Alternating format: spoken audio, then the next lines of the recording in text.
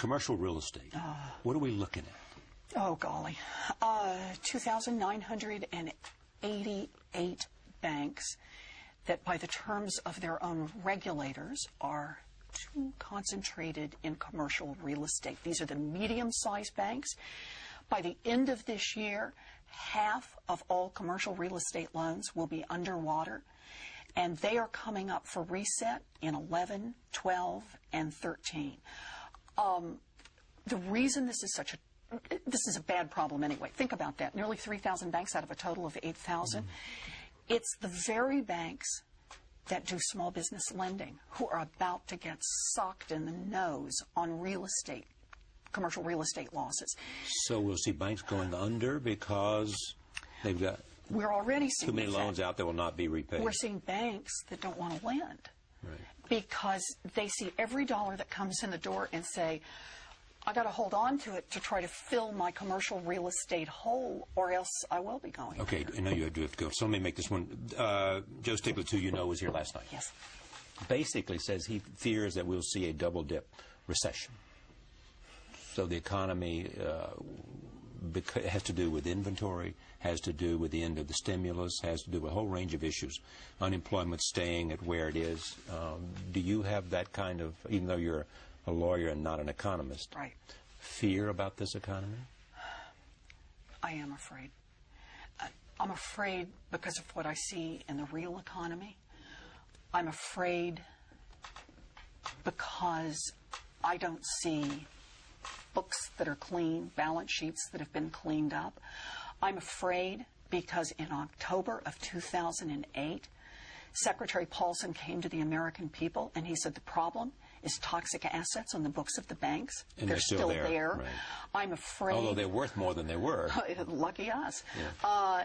I'm afraid because Secretary Paulson said there's too much concentration in the banking industry, and there's even more concentration today than there was 15 months ago.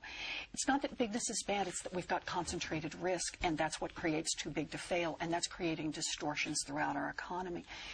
We haven't yet put our feet on solid ground and begun to rebuild an economy we can believe in.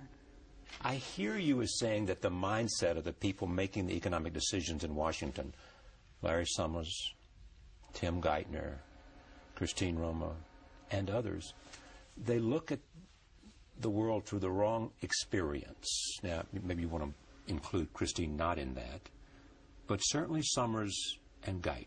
You think their experience has been too connected to a point of view that does not allow them to make the optimal decision.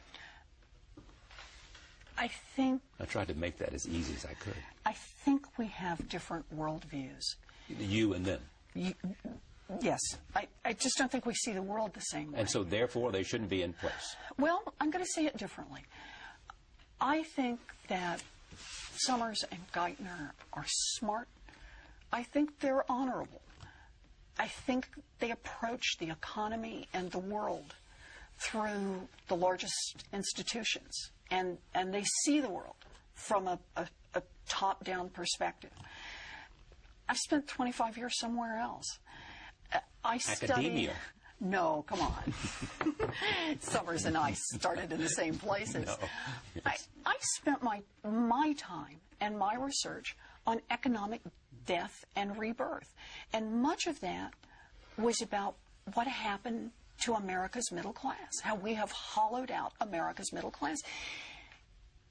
It will not save us if a handful of Wall Street banks prosper and the rest of America fails. Our focus, our energy, our heart has to be on the rest of America. Thank you for coming. Thank you. Now, you have promised me an hour at some point, so at some point in this busy schedule you have. I want it. Elizabeth Warren, back in a moment. Stay with us.